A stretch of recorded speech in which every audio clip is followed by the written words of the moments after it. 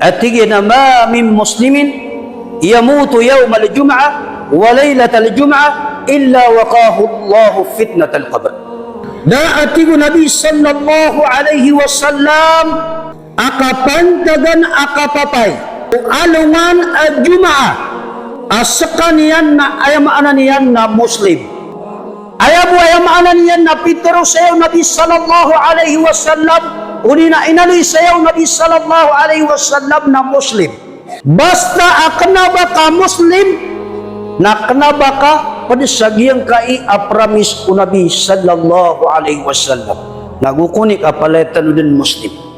Huwag walaylat al-jum'ah uli na si sagyang ko tuwak kagagawinan ko alungan al-jum'ah ay ibarat yan na kagya ko kagagawinan ko khamis agyo tayo di ka pakasyambi o kalendar ay maanan yan na Islam illa waqahu Allah fitnat al-qabr ubalis sa kanyan at tigwallah sa Nabi sallallahu alaihi wasallam na lindingan sa kanyan ko Allah si sagyang ko to ay maanan yan na siksa yan na kukuburian.